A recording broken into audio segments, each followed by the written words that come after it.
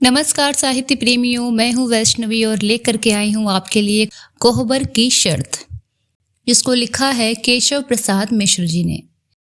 वैद्य जी चौबे छपरा पहुंचे। आंगन में गुंजा बैठकर थाली में दाल रखे बिन रही थी। रामू उसे पकड़कर घुटनों के सहारे खड़ा होकर थाली में हाथ डालकर दाल छींटने की कोशिश कर रहा था। गुंजा बार बार से बिठाकर अलग अलग देती, किंतु वो मानता न था। वैद्य जी आंगन में खाट पर बैठकर मिजई उतरवा रहे थे। गुंजा की मां बगल में खड़ी होकर कुछ सुनने की प्रतीक्षा कर रही थी।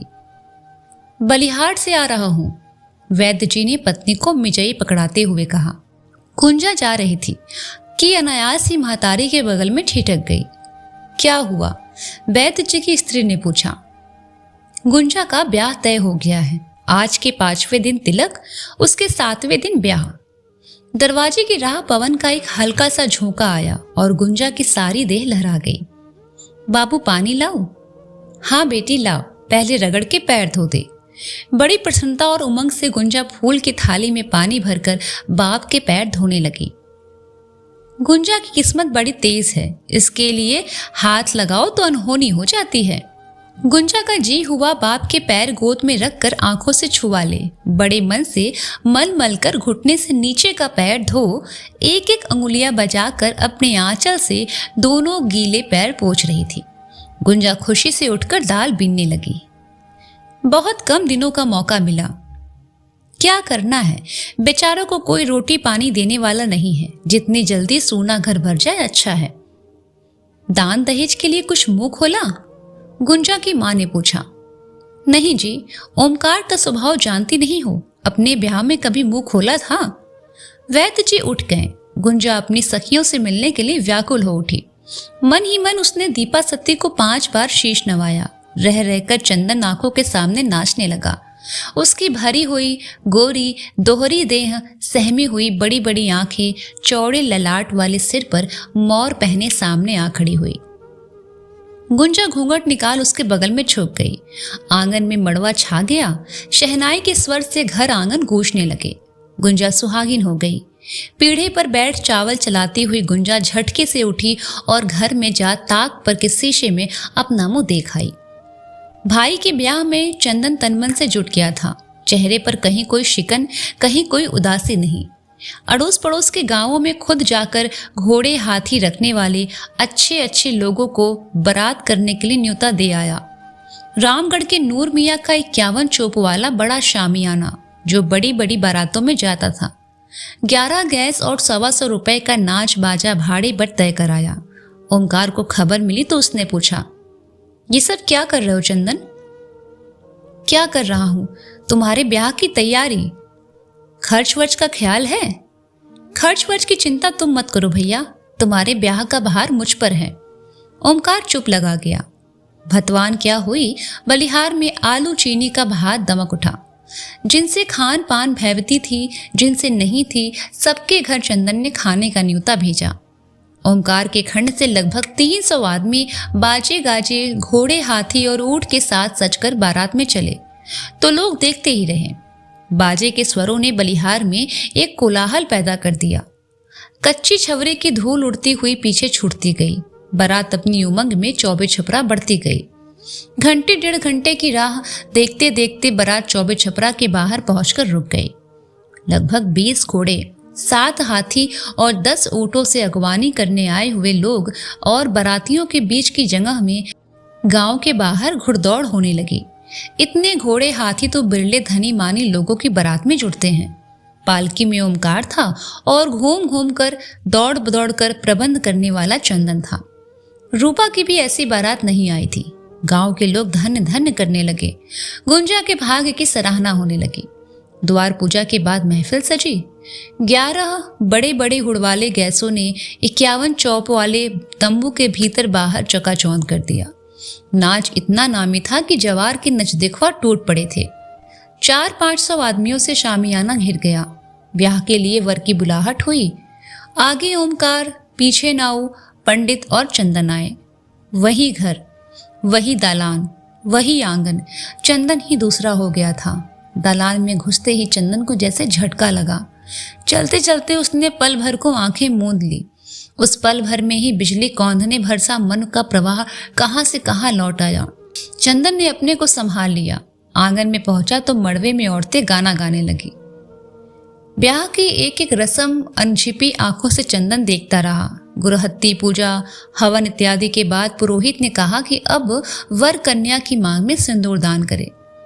पर्दे की ओर में झुककर बैठी हुई गुंजा की ओर जब ओमकार बढ़ा तो चंदन की आंखें पथरा गई। ब्याह के बाद भी वह वैसा ही बैठा रहा। पुरोहित और नाऊ ने पूछा कि वह बैठेगा या चलेगा। तब उसे अपनी परिस्थिति का ज्ञान हुआ।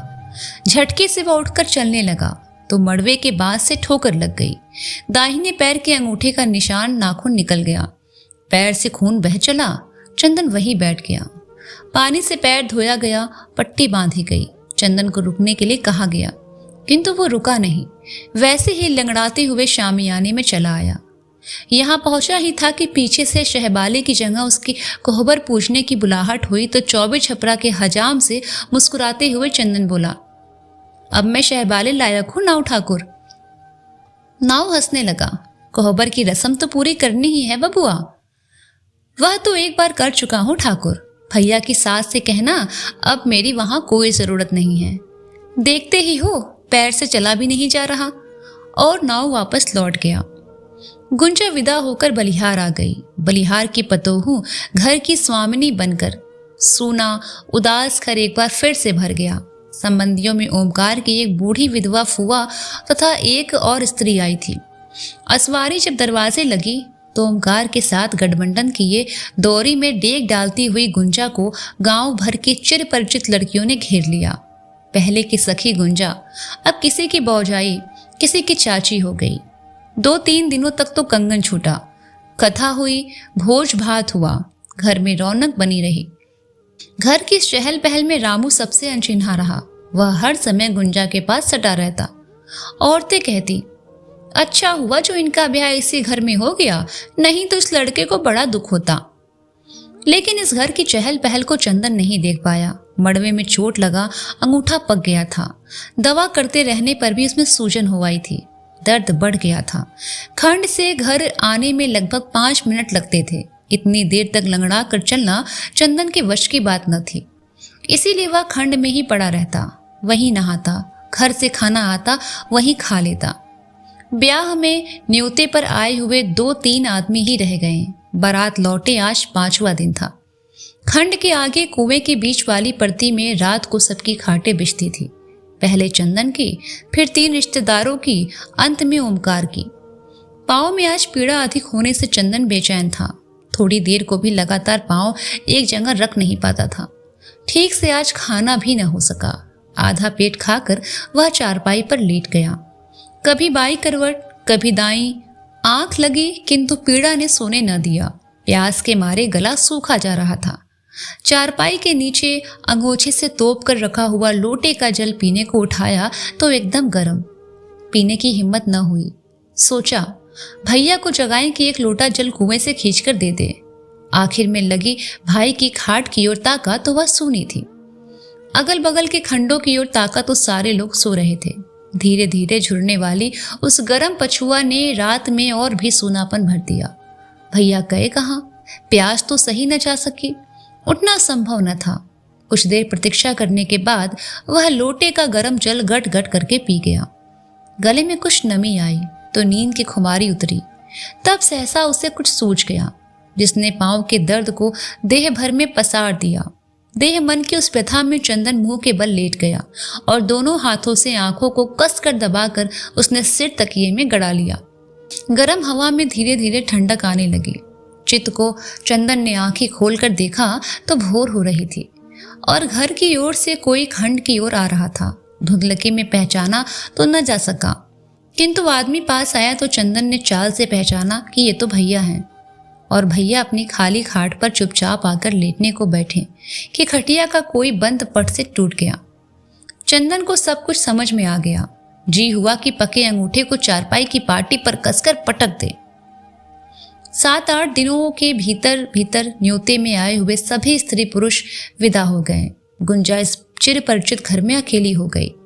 घर की बहुत सी चीजें जहां जैसे रखी थी वैसे ही मिली, इसीलिए काम धाम शुरू करने में कोई कठिनाई नहीं हुई। सभी कुछ वैसा ही था, किंतु वह स्वयं ही बदल गई थी। मन की सारी उमंगें, सारे उल्लासों को जैसे पाला मार गया था। घर के काम काज अपने आप ही शुरू हो गए। बंदनी राजकुमारी की तरह गुंजा अपने ही घर में कैद कर दी गई थी। बुझी बुझी सी एक अजीब सी व्यवस्था में वह जिंदगी की राह पर चल पड़ी। सुहाग रात को ओमकार ने पूछा, घर तो जाना चीना है, लेकिन उदास क्यों हो? पति के बगल में चारपाई पर बैठी हुई गुंजा एकाएक भरभरा कर रो पड़ी। रोकने की बहुत कोशिश के बावजूद आंसू टपटपा ही गए। मेरा तो ब्याह करने का मन ही नहीं था गुंजा, लेकिन रामू का मुंह देखकर बस चला। सोचा तुमसे अधिक रामू के लिए उसका अपना कौन होगा। घर तुम्हारा देखा सुना है, इसीलिए और भी मैं झुक गया। यह भी सोचा बाद में अगर ब्याह करना ही पड़ा तो कौन जाने कैसी लड़की मिली। गुंजा को जैसे किसी विषैले नाक ने सूंघ लिया। वह ऊपर से नीचे तक कांप गई। फूल से खिली कोमल देह एकदम स्याह झावर हो गई। देह पसीने से तर हो गई। बैठी बैठी गुंजा खाट पर ढह गई। ओमकार घबरा गया, मुंह पर पानी के छींटे दिए और खड़े होकर भरपूर शक्ति से उसकी देह पर हवा करने लगा। 7-5 मिनट के बाद गुंजा ने आंखें खोली। मुंह एकदम पीला हो गया था, हथेली एकदम सफेद, जैसे किसी ने सुई लगाकर हाथ का रक्त खींच लिया हो। कुछ स्वस्थ हुई तो ओमकार ने पूछा, क्या बात है? पता नहीं कैसे चक्कर आ गया। पहले भी कभी ऐसा हुआ है? हाँ, एक बार चौबे छपरा में हुआ था, ब्याह के दिन, जिस समय सगुन उठा था। घर में बैठी थी, तुम्हारे नाम का जैसे ही सगुन उठा कि लगा मेरे देह में जैसे कोई कुछ निकाल कर भाग चला। आंखों के आगे अंधेरा छा गया। दूसरी बार आज हुआ है। ओमकार किसी गहरी चिंता में डूब गया। चंदन का अंगूठा कैसा है? गुंजा ने पूछा। अभी तो वैसा ही है, पक जाने से पीड़ा और बढ़ गई है। मैंने कहा कि घर चलकर रहो, लेकिन वो तैयार नहीं हुआ। बोला बहुत असुविधा होगी। गुंजा चुप लगा गई। भोर होने से पहले ही ओमकार घर से निकल आया और अपनी चारपाई पर लेट गया। बाहर स्वच्छ ठंडी बयार लगी थी, किंतु उसे नींद नहीं आई। एक अजीब सी मानसिक बेचैनी होने लगी। करवट घूमकर देखा तो चंदन अपनी खाट पर बैठकर चुपचाप पूरब की तरफ ताक रहा है। चंदन का पैर ठीक होने में लगभग 10 दिन लग गए, किंतु इन 10 दिनों में गुंजा के 10 कर्म हो गए। वो छटपटा कर रह गई। कब चंदन घर में आए कि वो देखे। ओमकार के हाथ खाना भेजती तो तड़प कर रह जाती। रामू कुछ कुछ बोलने लगा था। चंदन उससे बातें करता, खाने के बारे में, दूध के बारे में, सोने के बारे में। रामू एक एक बात गुंजा से कहता। जब न कहता तो गुंजा खोद खोद कर पूछती। सवेरे ओमकार दाना भूसी लेने गया तो उसने गुंजा को बता दिया कि आज चंदन यही खाना खाने आएगा। तो गुंजा की खुशी का ठिकाना न रहा। बड़ी रुचि से चंदन को भाने वाली चीजें बनाई। समय से 1 घंटा पहले ही भोजन तैयार कर लीप पोत कर पीढ़े पर रख पति और देवर के आने की प्रतीक्षा करने लगी। चंदन नहा धोकर ओमकार की प्रतीक्षा में खंड के आगे नीम के पेड़ तले बैठ गया। ओमकार कहीं से लौटा तो चंदन को बैठा देख बोला, तुम बैठे क्यों हो? रामू के साथ जाकर खा क्यों नहीं लेते? मुझे थोड़ी देर लगेगी। अभी तो मुझे भी भूख नहीं लगी है। नहा धो लो तो साथ ही चलेंगे। रामू मुझसे तो चलेगा नहीं। अंगूठे पर जोर पड़ता है तो दुखने लगता है। ओमकार चंदन का मुंह देखने लगा। हाँ, मैं ठीक कह रहा हूं, मुझे अभी भूख नहीं लगी है। जाओ नहा धो लो। चंदन ने भाई से फिर कहा। ओमकार नहाने धोने में जुट गया। किवाड़ बजे। गुंजा बिजली की स्फूर्ति से उठकर झांकने लगी। आंगन का आदमी रसोई घर के दालान से ही दिखने लगता है। गुंजा ने देखा आगे बाप के कंधे पर रामू, पीछे साध साध कर पैर रखते हुए चंदन आ रहा था। क्षण भर को गुंजा देखती ही रह गई। ओमकार और चंदन रसोई घर के आगे वाली दालान में पहुंच गए। पक्के चबूतरे पर पैर धोने के लिए 2 लोटों में पानी रखकर गुंजा झुककर चंदन का अंगूठा देखने लगी। चंदन को लगा उसकी आंखें मुंद जाएंगी। वह दीवार का सहारा लेकर खड़ा हो गया। गुंजा चंदन का अंगूठा पकड़कर अच्छी तरह देखने लगी। अब भी दुखता है? गुंजा ने पूछा। ऐसे नहीं, दबाने से दुखता है। और पैर धोकर वह पास वाले पीढ़े पर बैठ गया। अरे, तुम उधर वाले पीढ़े पर बैठो, ये तो पतला है, इस पर मैं बैठूंगा, ओमकार ने कहा। एक ही बात है, अब तो बैठ गया। चंदन बोला, बैठ गए तो क्या, उठो, आराम से बैठकर खाओ। ओमकार ने चंदन की बाह पकड़कर उठा दिया। विवशता में चंदन वहीं गुंजा के पास वाले पीढ़े पर बैठ गया। आंख गड़ाए चंदन चुपचाप खाना खाने लगा। खाते समय थाली में कोई चीज घटने पर चंदन कभी मांगता नहीं था। गुंजा इसकी आदत जानती थी। आज खाते खाते एकाएक तरकारी की मांग कर बैठा। अरे चंदन, आज क्या हुआ, नई बात? ओमकार ने मुस्कुराते हुए कहा। कुछ भी नहीं, क्या हुआ? चंदन चुपचाप खाने लगा। गुंजा ओमकार की आंख बचाकर रह रहकर चंदन को ताक लेती थी, किंतु एक बार भी चंदन के सिर उठाकर गुंजा की ओर नहीं देखा। खाया और हाथ धोकर भाई के पीछे पीछे खंड की ओर निकल गया। दोनों के बाहर होते ही गुंजा ने चंदन की जूठी थाली में खाना परोसा और खाने लगी। धीरे धीरे चबा चबा कर स्वाद लेते हुए मन की गंगा अनायास ही बहने लगी। बलिहार, चौबे छपरा, सोना का जल, करैल माटी का ताल सब पट गए। जब तक अंगूठे का घाव था, चंदन निश्चिंत होकर खाट और खंड तक सीमित था। अब चलने फिरने लायक हुआ तो उसके सामने एक समस्या आ खड़ी हुई। घर जाने पर वह और भी संकोच में पड़ गया। आखिर वह गुंजा को अब क्या कहकर पुकारे? भाई ओमकार के साथ में रहता तो रामू के माध्यम से वह गुंजा से कुछ मांग लेता, लेकिन अकेले रहने पर? वैसे अकेले आने में वह प्रायः कतराता था। बहुत लाचारी में अकेले आना ही पड़ता, तो जल्दी से जल्दी वह बाहर भाग जाने की ताक में लगा रहता। गुंजा देखती, समझती, किंतु चुपचाप मुंह बंद किए 10-15 दिन तक सहती रही। भीतर ही भीतर सुलगती रही, कलपती रही। एक दिन ओमकार को कहीं जाना था, सो उसने कुछ जल्दी नहा धोकर भोजन कर लिया। बाद में रामू के साथ चंदन पहुंचा। निकसार का द्वार तो खुला था, किंतु चौके में पहुंचने के लिए जिस घर से होकर जाना पड़ता था, उसका द्वार जानबूझकर गुंजा ने बंद कर दिया था। आज पहली बार ऐसा हुआ था। चंदन झिठक गया। रामू से बोला, पुकार मौसी। अपनी तोतली आवाज में रामू ने 1-2 बार मौसी मौसी की आवाजें लगाई, किंतु कोई उत्तर न मिला। फिर चंदन ने जंजीर खटखटाया। उसका भी कोई असर न हुआ। हार कर उसने पुकारा, भौजी। चंदन की बोली समाप्त हुई नहीं कि खड़ाक से दरवाजा खुल गया। चौखट के बाहर चंदन और भीतर खड़ी गुंजा एक दूसरे को ताकने लगे। गुंजा चंदन को अपराधी की भांति देख रही थी। चंदन सिर झुकाए आगे बढ़ने को राह पाने की प्रतीक्षा में खड़ा था। गुंजा एकाएक हट गई। चंदन आगे बढ़ गया, बाल्टी में पानी लाई, पैर धोने लगा तो गुंजा लपक कर उसका पैर पकड़कर धोने को बैठ गई। चंदन ने झटके से पैर खींचना चाहा, किंतु गुंजा की पकड़ ऐसी थी कि पैर छूट न सका। चंदन ने झुककर गुंजा के दोनों हाथ पकड़े और उससे पैर छुड़ाते हुए बोला, नहीं नहीं, पैर मत छुओ, अब तुम बड़ी हो गई हो, भौजाई हो गई हो। एकाएक इतना बदल जाओगे चंदन? भगवान ने तो मारा ही, अब तुम भी चोट करोगे। जब भगवान ने ही बदल दिया तो उसके आगे हम कहाँ टिकेंगे भौजी? सुनो चंदन, गुंजा आहत होकर बोली, मेरी एक विनय सुनो। विनय सिनय नहीं, जो कहना है सीधे से कहो। बिना भौजी कहे भी तो काम चल सकता है। चंदन ने कोई उत्तर नहीं दिया। गुंजा थाली परोसने के लिए रसोई घर में चली गई। चंदन खाना खाने लगा। गुंजा पास में बैठकर पंखा झलने लगी। रामू खेलते खेलते चंदन के बगल में सो गया था। इसे हटा के खटिया पर सुला दो, वो बोला। गुंजा रामू को खाट पर सुलाकर लौटी तो चंदन ने तरकारी मांगी। पहले तो खाते समय अपने से कभी कुछ नहीं मांगते थे, अब क्या मुझ पर से इतना विश्वास उठ गया? नहीं नहीं, ये बात नहीं है। तो फिर क्या बात है? एकाएक इतना क्यों बदलते जा रहे हो? मुंह में डालने के लिए हाथ का उठा हुआ कौर हाथ में ही रह गया।